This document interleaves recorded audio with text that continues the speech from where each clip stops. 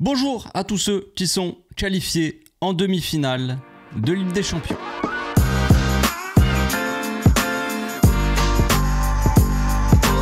Au passage, n'hésite pas à nous rejoindre si c'est pas encore fait et à partager la chaîne autour de toi, ça fera plaisir à tonton. Aujourd'hui, c'est la FAQ et tous ceux qui ne sont pas en demi-finale de Ligue des Champions n'ont pas le droit de regarder cette FAQ. Allez-vous-en, cette vidéo n'est pas faite pour vous.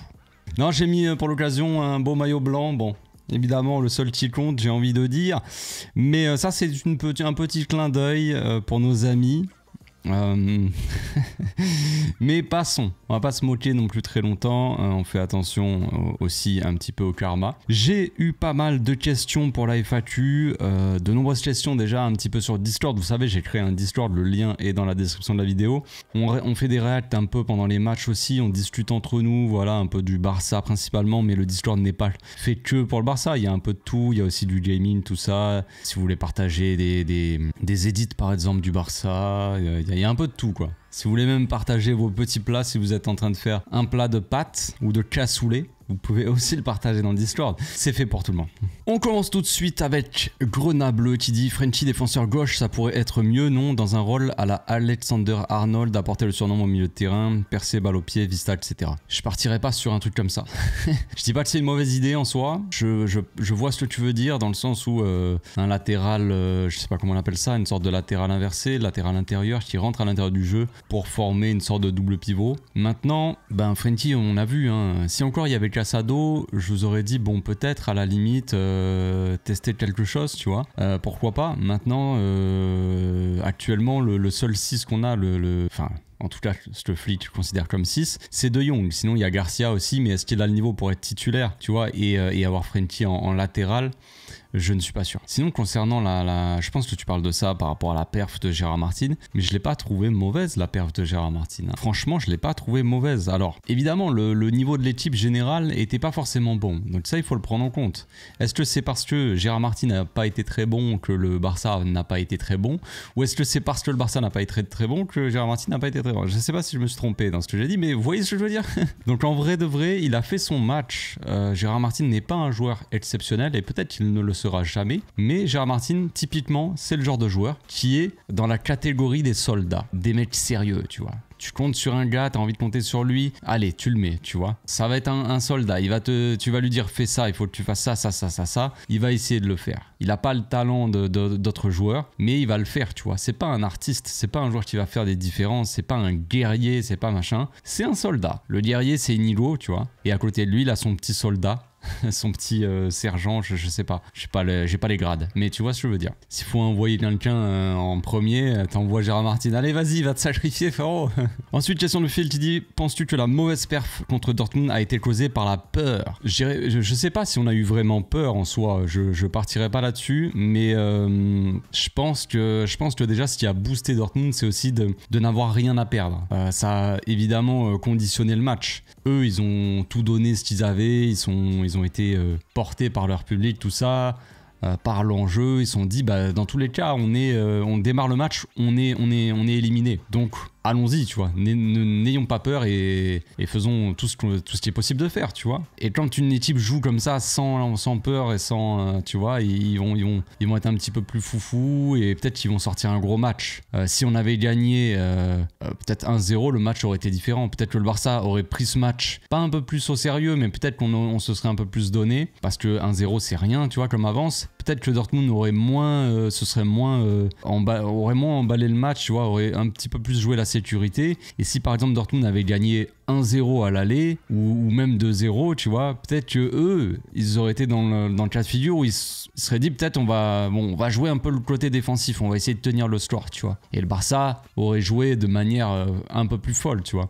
Donc il y a la physionomie du match aller qui compte, qui déteint un petit peu sur ce match retour. C'est une évidence, c'est logique. Tu peux pas, même si tu dis bon 0-0 les gars, on n'est pas qualifié, il faut jouer le match à fond, t'as toujours inconsciemment chez les joueurs de chaque équipe quoi, t'as le match aller qui compte. Ensuite il y a Imad qui dit c'est bien de savoir perdre sans tout perdre comme avant, Araujo n'est plus le même, il perd trop de duels et couvre mal, on a perdu le vrai Araujo ou quoi? Alors, on va démarrer par le début. C'est bien de savoir perdre sans tout perdre comme avant. Bon, oui.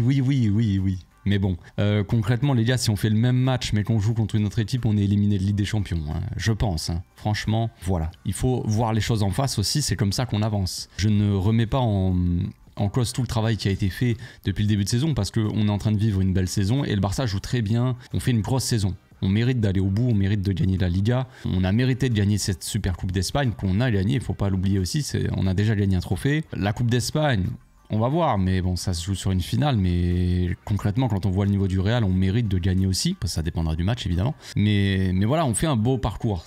Même en Ligue des Champions, on a fini 2e, c'est mérité, on mérite d'aller jusqu'en finale. En tout cas, après on verra, mais voilà.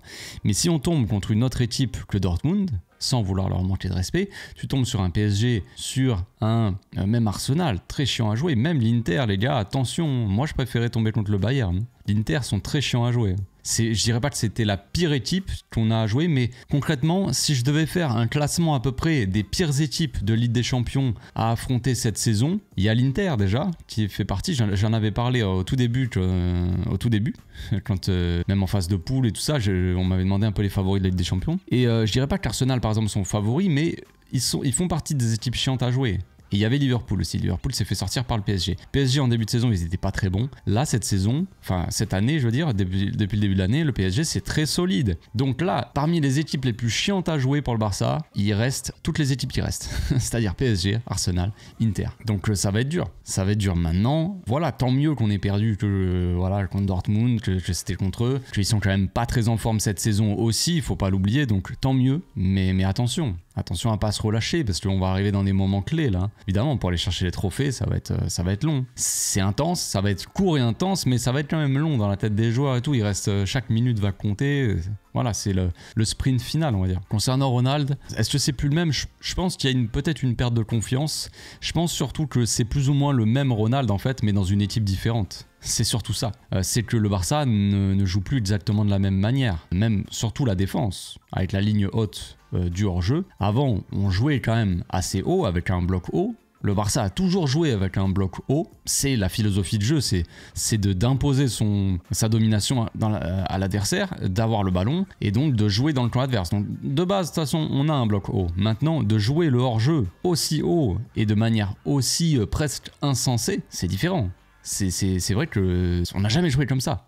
Donc Ronald n'a jamais joué comme ça. Et Ronald est un défenseur, je l'avais dit avant qu'il revienne de blessure, j'avais dit attention, peut-être que Ronald, dans sa manière de jouer, n'est pas adapté et n'arrivera pas à s'adapter à cette manière de défendre, à ce dont on a besoin. Au Barça de Flick. En tout cas. Maintenant, est-ce que ça va se vérifier ? Est-ce que peut-être qu'il va s'améliorer ? Il a dit qu'il était motivé pour s'améliorer. Ce qui est bien avec Ronald, c'est qu'il ne peut que progresser. J'allais dire régresser, non.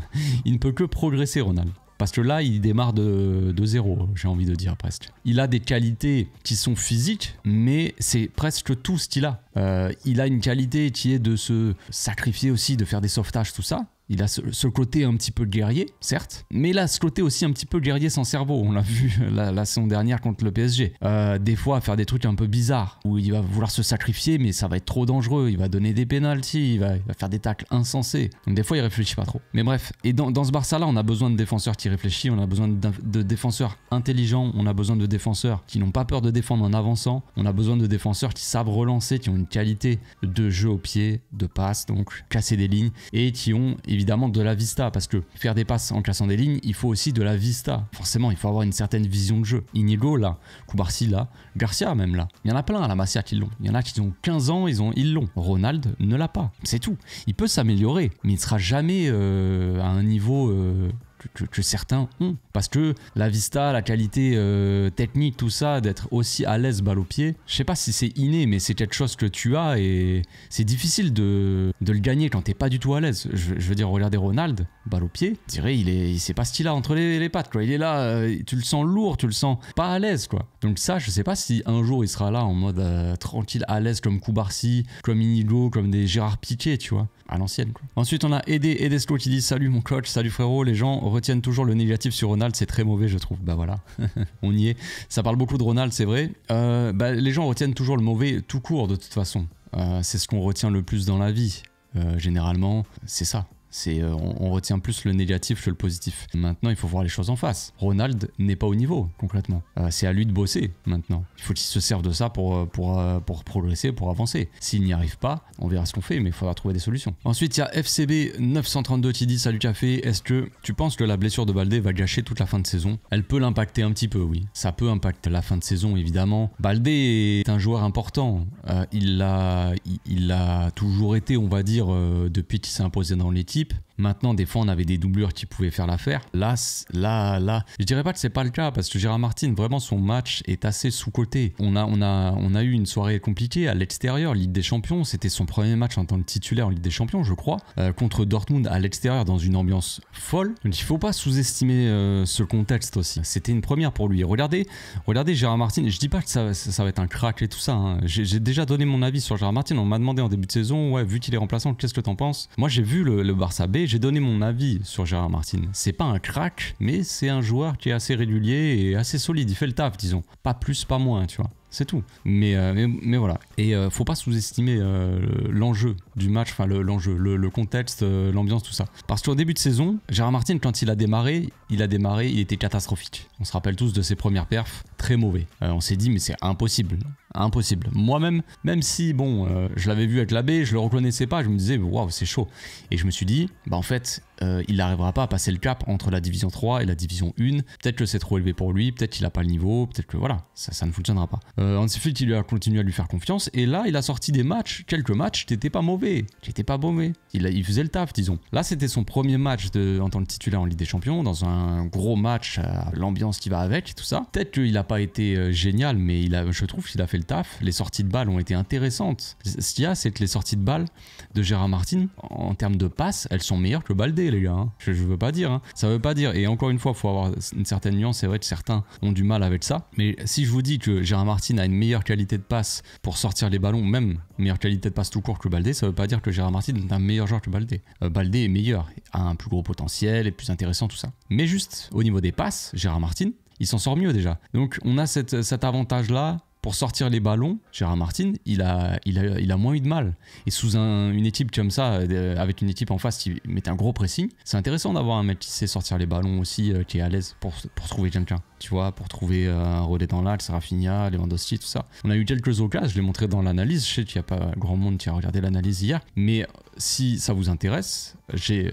vite fait, à un moment donné, montré 2-3 relances, enfin peut-être une même, je sais pas, de Gérard Martin. À un moment, il touche Lewandowski fait une déviation pour Rafinha. Vous savez, quand Rafinha il s'en met les pinceaux, il perd le ballon. C'était intéressant ça. Et il l'a fait plusieurs fois dans le match. Ensuite, il y a Espoir qui dit salut tonton, salut. Une défense à 3 et Rafinha, Koundé, piston en attendant le retour de Baldé, c'est une solution. C'est une solution, mais je pense que ça sera pas une solution utilisée.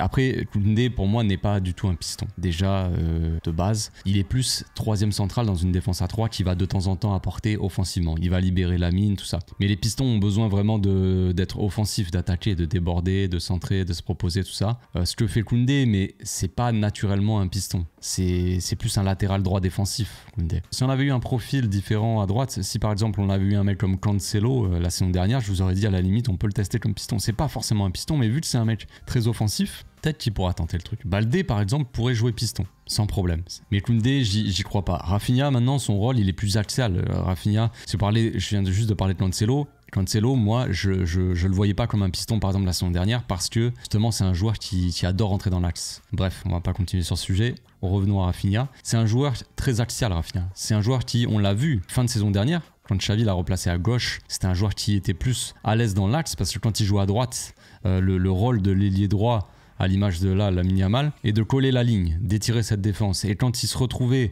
Rafinha collé à la ligne, il avait un peu plus de mal. Quand il est dans l'axe, il est beaucoup plus intéressant. De par ses appels, il se propose, le pressing. Naturellement, il est plus intéressant en jouant dans l'axe. Flick aussi l'a bien compris, l'a bien vu. Et il l'a gardé à ce poste-là d'ailier gauche intérieur, axial. Et on le voit. Donc, avoir un Rafinha piston, en gros, à la play, c'est bien, tu vois. Parce que les joueurs n'ont pas besoin de réfléchir. La play, c'est un ordinateur. Tu mets un mec qui naturellement court vite, est puissant, a de l'endurance, fait des efforts défensifs, tu vas te dire ouais, on va pouvoir le mettre piston. Mais dans la vraie vie, le joueur il sera pas à l'aise en jouant piston. Il pourra faire les efforts, ça peut jouer peut-être pour un match, mais Rafinha est un joueur axial. Vraiment un joueur qui évolue, qui préfère évoluer dans l'axe. Donc le mec piston, ça serait faire l'inverse de ce qui est bien pour lui, on va dire. Ensuite il y a Emile qui dit « Salut Café, salut frérot, je pense qu'on devrait garder Gavi dans le 11 en jouant au poste de Pedri pour compenser quand Gérard Martin se fait passer, basculer Pedri de l'autre côté. Je joue avec De Jong en point de basse, donc vraiment en 6, et du coup Gavi, Pedri qui jouera au milieu. Et ça en l'absence de Baldé, car hier on a vu que Gavi était là pour compenser Gérard Martin, et je pense que ça il le ferait mieux que Pedri pour le coup. Bon, Pedri est assez sous-coté, hein. Je l'ai dit hier je crois, ou je sais plus, Pedri dans la récupération c'est un joueur qui a récupéré plus de 300 ballons cette saison, c'est le joueur qui a récupéré le plus de ballons au Barça, peut-être même un des joueurs qui récupère le plus de ballons en Europe. Donc en termes défensifs, Pedri est tout aussi important qu'au niveau offensif. Maintenant, et s'il peut récupérer les ballons plus haut, plus bas, bon. Mais après c'est intéressant ce que tu dis, oui, pourquoi pas utiliser Gavi comme dans ce rôle-là, aider un petit peu ce que j'avais dit dans le live d'avant-match. Si Gavi joue du côté de Gérard Martin, peut-être aussi pour l'aider défensivement, plus qu'un Rafinha. Rafinha il est plus dans l'axe et plus offensif. Gavi est au milieu et au niveau de Gérard Martin, si Gérard Martin monte par exemple, Gavi se rapproche de lui pour venir aider un peu défensivement. Ce qu'il a fait d'ailleurs, il y a eu pas mal de retours défensifs de Gavi sur ce côté. Souvent il y avait un joueur qui était sur le côté gauche le long de la touche, il venait, il taclait, tout ça. Donc il a aidé un peu Gérard Martin, c'est une bonne chose, ouais. C'est une bonne chose. Maintenant, je sais pas, il y a aussi Olmo qui fait son retour. Fermin qui est un petit peu irrégulier aussi, des fois il fait des bonnes perfs, des fois il est un petit peu en dessous. Contre le Dortmund, il a loupé pas mal de choses. Ça reste un joueur qui peut t'apporter aussi dans un certain profil. Maintenant, ça dépend si tu as envie de contrôle, si tu as envie de joueurs de rupture on va dire, ou des joueurs qui font des appels, qui prennent la profondeur, des joueurs un peu plus avec un jeu un peu plus direct, ou si tu as envie de plus d'avoir des joueurs qui ont le contrôle de balle. Parce que Gavi, même si c'est un joueur qui court partout, c'est un joueur plus de contrôle que de profondeur. Gavi il fait les appels quand il faut faire, quand il est dans ce rôle là, mais quand il joue vraiment au milieu, Gavi c'est un joueur qui va un peu temporiser, il va essayer de jouer dans les pieds. On l'a vu contre Dortmund, il jouait avec Frenkie, voilà, mais il partait pas comme Fermin, il donne le ballon par exemple à Koundé, je l'ai montré dans l'analyse hier, mais à un moment il donne le ballon à Koundé et il part en profondeur. C'est direct, c'est genre vas-y, j'y vais, tu vois. Il propose pas de soutien, il propose pas de 1-2 de machin. Enfin, des fois il va le faire, mais il va donner le ballon, il va prendre la profondeur et constamment il va faire des appels. Gavi c'est pas un joueur comme ça. Donc ça dépend de ce dont tu as besoin dans un match. Ensuite il y a Amine qui dit oulala, le match des 3 capitaines ce soir, la catastrophe, l'importance de Pedri et Inigo est juste immense. Oui, l'importance de Pedri et d'Inigo est immense. Ça c'est sûr, Inigo est probablement le meilleur défenseur. Enfin, je saurais pas dire si, mais je pense quand même sur la saison, il a vraiment été très fort, vraiment meilleur que Koubarsi presque. J'arrive pas trop à visualiser, mais c'est vrai qu'Inigo il fait une saison monumentale en vrai. On a tendance à sous-coter parce que on préfère Koubarsi, la Masia, tout ça. Inigo la saison dernière s'est fait vachement critiquer aussi parce que il est, c'était, vous savez la vibe de on fait venir des Espagnols et on en a marre de faire venir des Espagnols. Bon, ils ont gagné l'Euro, donc ils sont pas si mauvais, mais sans Inigo d'ailleurs. mais non, mais en vrai, Inigo, il était un petit peu sous-coté quand il est arrivé. Ça reste un bon défenseur de Liga. Maintenant, c'est vrai que cette saison, il a son prime, le type. Il est à son prime, concrètement. Le jeu du Barça lui convient parfaitement. Il convient parfaitement au jeu du Barça. C'est magnifique. C'est magnifique. Maintenant, les 3 capitaines ont été mauvais. Frenkie n'a pas été mauvais, je te trouve, hein, personnellement. Maintenant, il y a eu pas mal de pertes de balles. Et je l'ai montré dans l'analyse aussi, d'ailleurs. De Jong, des fois, il avait pas envie. On aurait dit vraiment qu'il faisait pas trop confiance à ses coéquipiers à côté. Il voulait pas servir. Soit il voulait pas revenir en arrière sur Koubarsi, des fois. Il a perdu un ballon comme ça. Ou alors donner à Gavi. Il avait la possibilité, il la donne pas. Il perd le ballon. C'est un peu bizarre. S'il y avait eu Pedri à côté de lui. En fait, dès qu'il y a Pedri à côté de lui, il n'y a pas de perte de balle. Parce qu'il hésite pas à la donner à Pedri. Voilà, il y a Pedri, il lui donne, tu vois. Et Pedri va garder, puis il va tourner, il va faire le jeu, il n'y a pas de problème, tu vois. Et peut-être qu'il a moins confiance aux autres. Maintenant aussi, il y avait un problème de soutien des attaquants. Mais Frenkie, dans l'ensemble, par rapport au match, au contexte, tout ça, il n'a pas été si mauvais. C'est un peu le seul à sortir de la tête de l'eau avant que Pedri rentre. Ensuite, question de Jean-Baptiste qui dit: est-ce que l'équipe n'est pas sous la Pedri dépendance? Après, je l'ai déjà expliqué ça, enfin, je l'ai déjà dit, donner mon avis là-dessus. C'est normal qu'on soit dépendant du meilleur joueur du monde. Tout d'abord, mais du meilleur joueur de l'équipe aussi, et surtout de celui qui fait ton jeu. C'est Pedri et le chef d'orchestre de l'équipe. Donc s'il n'est pas là au milieu, évidemment que ça va se ressentir. Personne va faire ce qu'il fait en fait. Personne ne peut faire ce que fait Pedri. Et en plus, c'est même pas des choses visibles. Parce qu'il fait le jeu à lui tout seul. Je l'ai déjà expliqué aussi dans l'analyse, je vais te dire ça, mais c'est parce que j'en ai parlé de pas mal de sujets. Mais Pedri, il tranquillise ses coéquipiers, il les calme. Il donne des instructions, c'est lui qui dirige. Même quand il a pas le ballon, il va donner l'info aux autres. Il va dire vas-y, repasse par là, derrière, tu peux la donner à lui, tac tac. Dès qu'il y a un joueur qui a le ballon, il sait pas quoi faire, il est en train de stresser. Pedri, il est là, calme. Il fait des signes de main, calme. C'est bon, tranquille. Le mec se calme. Il donne la balle à Pedri, et voilà. Donc Pedri, oui, Pedri est indispensable, et il y a une Pedri dépendance, tout comme en attaque, il y a une Lamine Yamal dépendance. Si le Barça est moins dangereux en attaque depuis peut-être 2 ou 3 matchs, c'est parce que Lamine Yamal, on le sent un petit peu fatigué et un peu en dessous. Mettez un Lamine Yamal en forme, ça change un peu. C'est évident. C'est évident. C'est tout comme il y a une Inigo Martinez un petit peu dépendance en défense. Koubarsi est très bon. Il a fait un bon match contre Dortmund, assez sous-coté, je trouve. Il a été très bon dans les relances, dans ses interventions défensives, tout ça. Plutôt bon. Mais c'est pareil. Koubarsi, vous lui mettez... j'ai pas envie de tomber sur Ronald, mais vous lui mettez Ronald à côté de lui, c'est pas pareil qu'avec Inigo. Voilà. Donc chaque joueur a son importance et puis ça te donne forcément une dépendance. Maintenant, est-ce qu'on est plus dépendant de Pedri, de Lamine, d'un tel, j'en sais rien. Mais c'est sûr que oui, ça joue. Pedri est celui qui fait le jeu. C'est comme ça, les gars. C'était comme ça sous Xavi, c'est comme ça sous Flick. Quand il n'y a pas de Pedri, l'équipe ne joue pas bien. Avant, on disait ouais, c'est n'importe quoi. Enfin, il y en avait beaucoup qui disaient ça. Faut pas trouver d'excuses. Le fameux truc. Pas d'excuses, c'est pas parce qu'il n'y a pas de Pedri. Ah les gars, ah les gars. Si.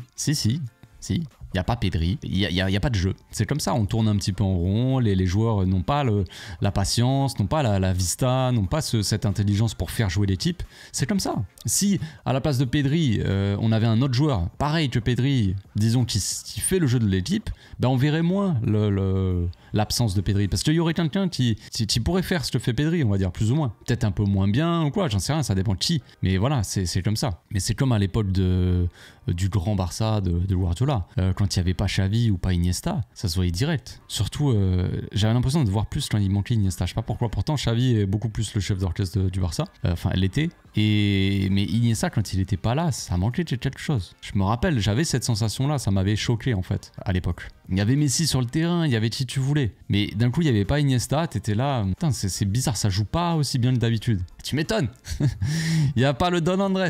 Et là, il n'y avait pas le Don Pedri. Ensuite, il y a Joy le Boy qui dit dose d'humilité nécessaire, il se voyait déjà qualifié. Je pense que c'est une bonne dose. C'est une bonne dose, ouais. Qu'il fallait peut-être. Peut-être qu'il fallait ça pour remettre un peu la tête à l'endroit, remettre les idées en place, je sais pas.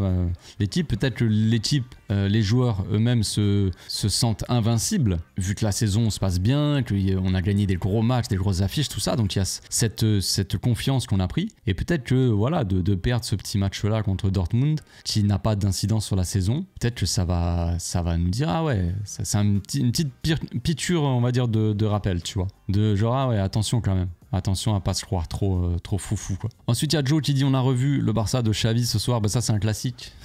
Dès que le Barça loupe un match, c'est Xavi. C'est une dinguerie quand même. Hein. On se rend pas bien compte je crois. Aïe aïe aïe.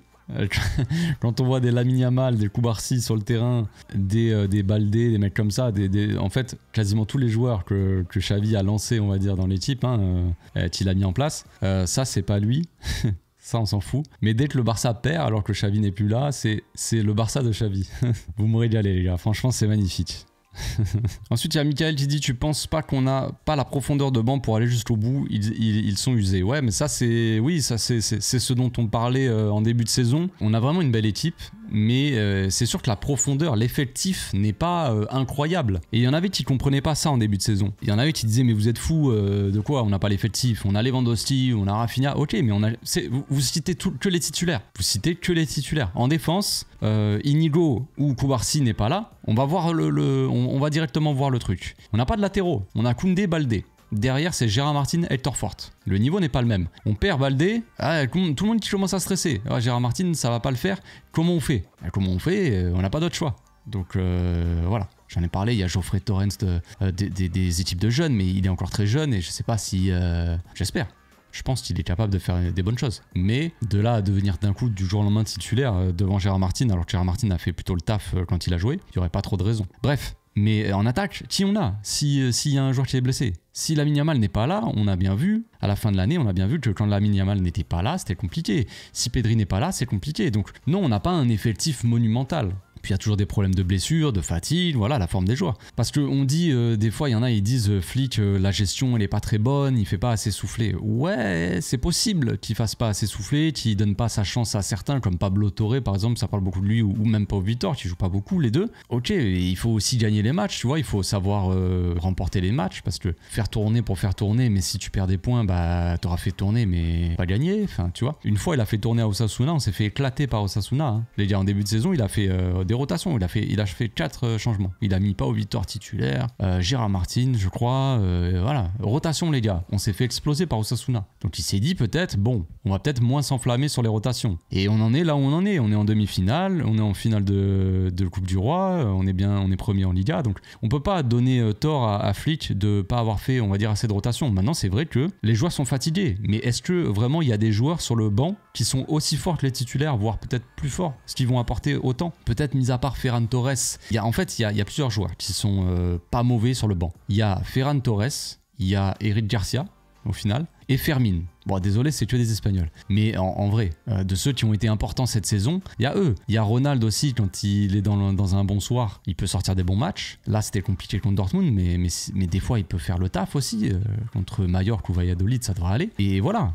Donc sur le banc, il n'y a pas énormément de joueurs. Surtout en attaque, c'est compliqué. Ensuite, il y a Justin qui dit, ou Justin, je sais pas en fait. Moi, j'ai tendance à dire Justin. Un match à oublier. Non, en vrai non. C'est pas il faut pas oublier ce match. Hein. Ce serait, enfin, je sais pas. Après, chacun a sa vision, mais moi, j'aurais tendance à dire aux joueurs, n'oubliez surtout pas ce match, les gars. N'oubliez pas que vous étiez à 2 doigts de l'élimination, que cette manière de jouer là n'était pas bonne, les mauvais choix que vous avez fait, tout ça. Non, il faut pas l'oublier. Il faut pas l'oublier parce qu'il faut éviter de refaire ces erreurs. Donc ayez bien le match en tête. On va tous le regarder, tu vois. Moi, si je suis coach, je revisionne le match avec tous les joueurs. Et voilà ce qui a pas été bon, les gars. Voilà pourquoi on a mal joué. Voilà pourquoi, voilà, tout le monde a stressé. Tout le monde s'est fait caca dans sa culotte, à balancer des ballons, à pas le garder, tout ça, à pas avoir cette tranquillité. Alors qu'il faut calmer le jeu. Les joueurs ont fait l'inverse. Ils sont rentrés dans le jeu des joueurs de Dortmund, c'est-à-dire ils ont essayé d'enflammer le match. Ah, nous aussi on va jouer vite, on va. Mais les gars, il faut installer notre rythme dans un match comme ça. Et les joueurs ne l'ont pas fait. Donc non, c'est pas un match à oublier, justement, bien au contraire. C'est un match, il faut se servir de ce match-là parce que peut-être que dans la saison plus tard, on aura besoin de ne pas refaire ces erreurs-là, quoi. Et ensuite, il y a Sirem Bodji qui dit j'ai failli me chier dessus. Tonton, on retient la qualification ou bien... Ah oui, on retient la qualif. On retient la qualif et ton caleçon. Non, mais en vrai, moi, c'est ce que je retiens, c'est ce que je choisis de retenir dans ce match-là. Même dans le débrief, j'étais content. J'étais content parce qu'on est qualifié. Maintenant, c'est vrai que être content après un match comme ça, c'est bizarre. Moi-même, c'est bizarre, mais les gars, moi, je suis honnête avec vous. Je suis franc, je vais pas faire le mec heureux si je le suis pas. Ouais, non, je retiens la qualif. Ouais. Je retiens évidemment la qualif. Maintenant, le match, on sait ce qu'il faut pas faire, comme je l'ai dit juste avant. C'est un match. C'est pas comme si on enchaînait les matchs où on jouait n'importe comment, tu vois. Maintenant, il faut pas s'habituer à ces perfs-là. Il faut que les joueurs se réveillent un petit peu, on va dire. On va pas crier à la catastrophe, on n'est pas en crise. Mais ça fait 2 matchs qu'on n'a pas marqué. On a gagné un match, on a perdu un match. On est qualifié sur le deuxième. Mais ça fait 2 matchs d'affilée où nos seuls buts, c'est des CSC. C'est des buts contre leur camp, des adversaires. Donc attention, notre force c'était notre attaque. Et là, en 2 matchs, on n'a pas mis un but. Donc attention à ça, il faut savoir évidemment faire tourner, machin, mais savoir gérer ses efforts, mais aussi il faut être sérieux jusqu'au bout, quoi. Ensuite, il y a NK qui dit salut Café, salut. Après notre qualif, quelle est ta préférence entre Bayern et Inter et pourquoi? Bon bah déjà, on a la réponse. Mais pourquoi je préférais le Bayern? Parce que c'est une équipe qu'on a déjà battue cette saison. Même si voilà, on a du mal historiquement contre eux, généralement on se fait laver. Mais dernièrement, on les a battus et c'est une équipe qui joue. Et face à des équipes qui jouent, le Barça est mieux. face à des équipes qui sont très dures défensivement, qui défendent à 5 peut-être derrière, qui posent un bus. L'Inter, ils jouent en 3-5-2, je crois.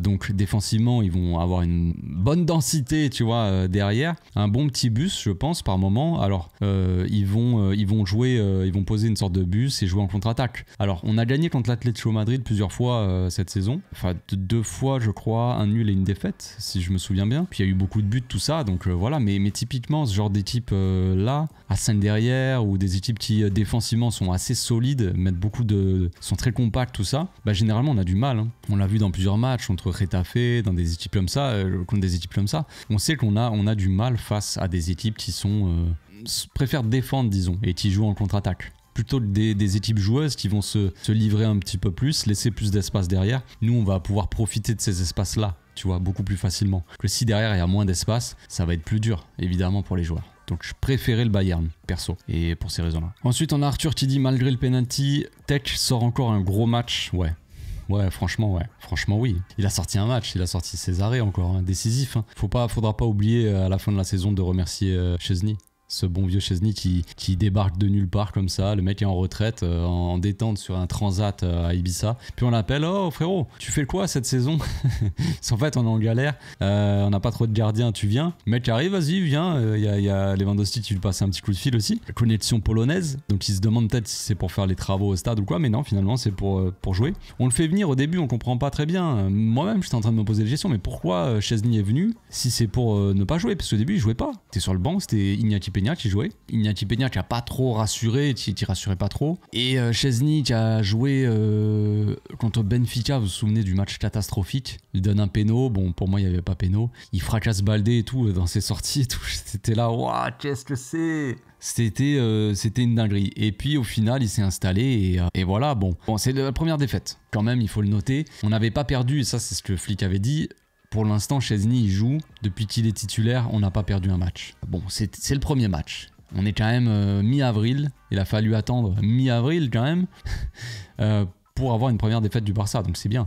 Et si le Barça en est là aussi cette saison, c'est parce que Chesney est performant dans les cages. Je n'ai pas envie de tomber sur Ter Stegen gratuitement.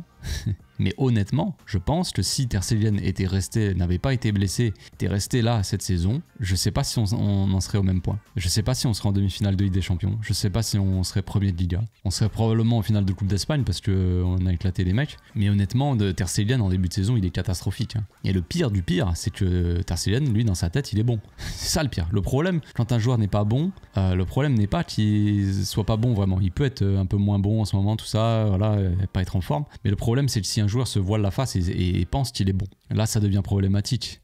Et Ter Stegen le pense, il a fait une déclaration récemment, il a dit ah c'est dommage ma blessure, j'étais dans un bon moment ou au meilleur moment où j'étais trop en forme. Ah bon frérot, non, et il a oublié le match de Monaco. Non, Ter Stegen, moi j'ai un peu de mal, j'en peux plus, je vous avoue. Ça reste un joueur qui a été important pendant des années, le capitaine, tout ça, mais Ter Stegen il est temps pour moi. Il est temps de dire au revoir frérot, faut passer à autre chose. Ensuite il y a Yanis Benatala qui dit salut café, salut frérot, est-ce que tu penses que ce match est révélateur des limites du piège du hors-jeu? Non, je ne pense pas parce que c'est ce qu'on s'est dit un petit peu toute la saison en vrai. C'est ce que beaucoup ont dit toute la saison, ils se sont dit mais est-ce que là on n'est pas en train de voir les limites du piège du hors-jeu? Non. Alors il y a forcément des risques et si les personnes, les joueurs ne s'alignent pas, eh bien voilà, ça fait des dégâts. Mais concrètement, le piège du hors-jeu, enfin c'est même pas un piège du hors-jeu. Ça dépend de quel but tu parles, mais le deuxième but c'est un corner. Le troisième but, c'est un débordement sur un centre. Et il y a juste le premier but où c'est une question de hors-jeu, couverture. Mais il n'y a pas de piège du hors-jeu à ce moment-là. L'action, elle est devant notre surface, entrée de la surface déjà. Donc il n'y a pas ce risque de hyper haut, tu vois, de cette ligne de hors-jeu qui s'aligne très très haut sur le terrain.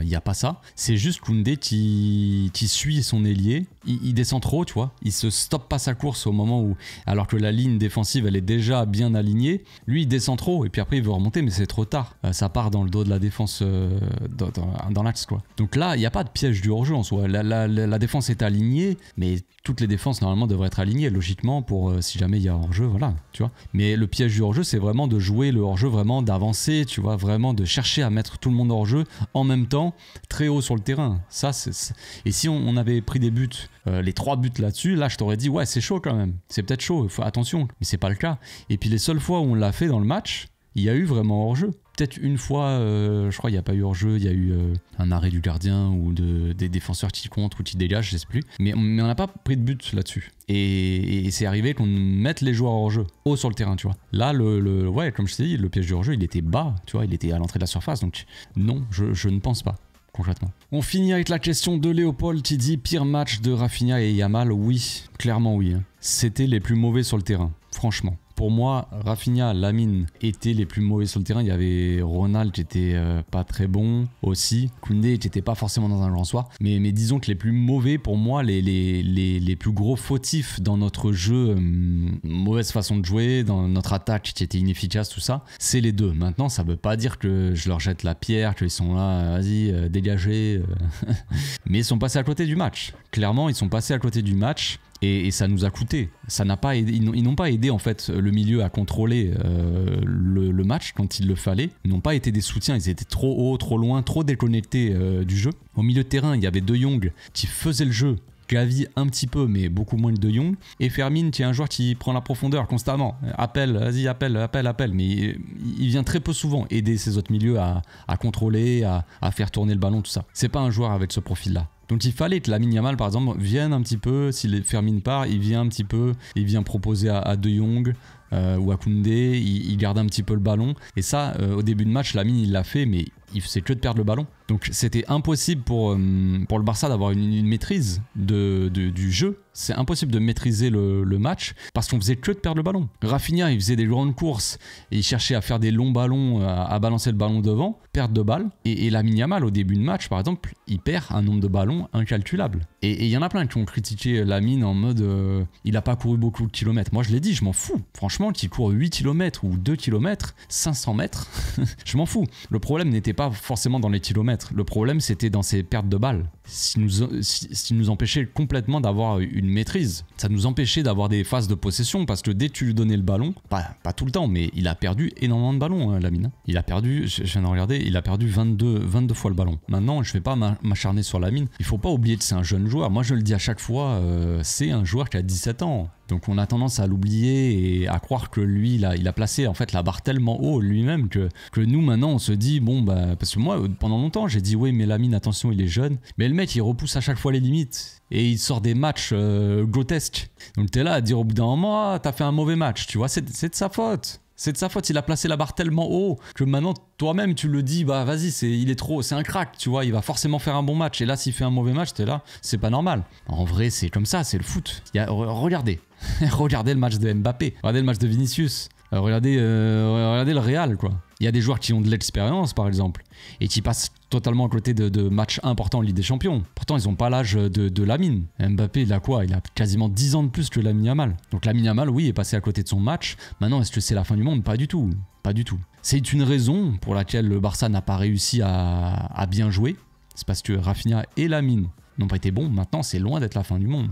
Il faut qu'ils se reposent. Ils sont fatigués. Je suis fatigué. Il est fatigué, Lamine. Il faut le faire souffler ce week-end contre le Celta Vigo. Faut pas qu'il joue. Il y a Mallorca aussi juste après, je crois, mardi, il me semble. Il y a des matchs. Bientôt, ils vont mettre des matchs tous les jours de la semaine. Lundi, mardi, mercredi, jeudi, il y a des matchs. Allez, 90 minutes. Bah, il faut plus d'argent, vous comprenez. Donc, ouais. Mais il faut faire reposer Lamine, tout simplement. C'est tout. Faire un peu plus souffler certains joueurs. On fait pas souffler des joueurs. Il faut pas s'étonner qu'ils soient fatigués après. C'est logique. Tant pis. Tant pis. Il sera pas là sur le terrain. Il créera pas de danger. Voilà, il y aura personne qui pourra apporter ce qu'il apporte. Mais il faut bien le reposer. On est obligé. Il y a trop de matchs. S'il y avait 30 matchs par saison, ça irait. Il y en a, et bientôt il va y en avoir 100 de matchs par saison. C'est trop. Voilà, c'est tout pour aujourd'hui. J'espère que ça vous a plu. Ça fait 1 heure que je tourne, je suis un peu claqué. On se retrouve demain. Demain pour l'avant-match. Et oui, parce que comme d'habitude, je finis toujours par ça, mais c'est la vérité. Le Barça enchaîne les matchs et ne s'arrête jamais de jouer. Tous les 3-4 jours. Calendrier surchargé de fou, les gars. Allez, bonne journée à tous et à demain. Ciao.